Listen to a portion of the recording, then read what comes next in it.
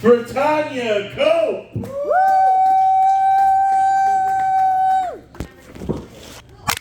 First joke right out of the gate, just for you, LJ. I was hanging with a homie, and he said, there's something about you that I feel like you're the mom version of David Goggins. And I was like, that's kind of hyperbole. So, sweetheart, just pick up that fucking boat. Quit being a pussy. Or else mama's going to have to put you in timeout.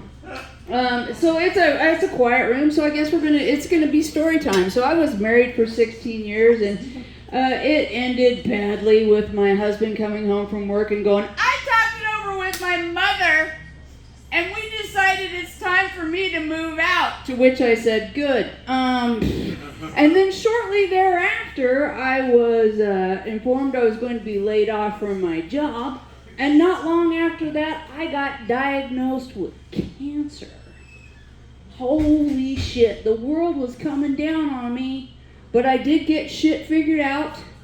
And a while after the divorce was final, I was hanging with a homie, and he was like, girl, when was the last time you, And I said, punch somebody in the liver? He's like, no, took a deep dickin'.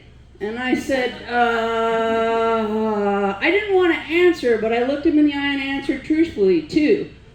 And he's like, days, weeks, months. Oh, fuck, you mean years. This is a pussy crisis. Good pussy is going to waste, and I can't stand that. You need to get out there and break the seal on that bitch. And I was like, I don't want to.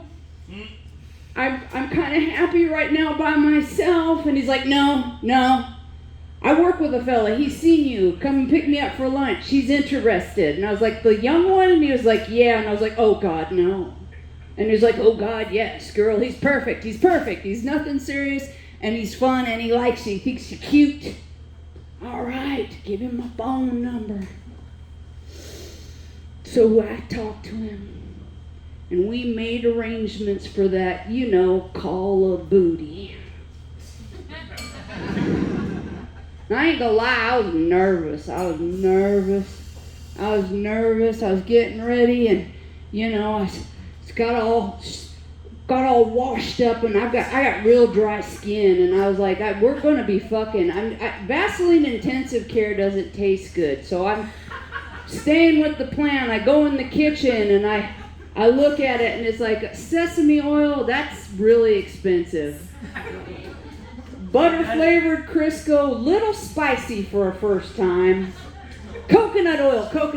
So I lubed all up with coconut oil, and I sat on my couch, and I waited for said youngin'. And he knocked on the door, and I opened it, and I wish I could say I said something smooth, like, come here often, but I'm pretty sure I went, hi. Come in. And we sat on the couch, and I had been out of the game for a long time, and I don't know what I did or said right, but like when you're playing with magnets when you're a kid, and you got them turn one way and they repel, and you turn them the other way and that's the way we were. Next thing I knew, we were making out hard on the floor and whatever, and I was like, yes, I remember how this goes. I remember how to do this. And I grabbed him by the belt and I towed him towards my bedroom like something I found broke down by the fucking side of the road. But that's when the anxiety hit again, because it had been 17 years since I'd been naked in front of a man other than my husband or my doctor. And this youngin' was hot.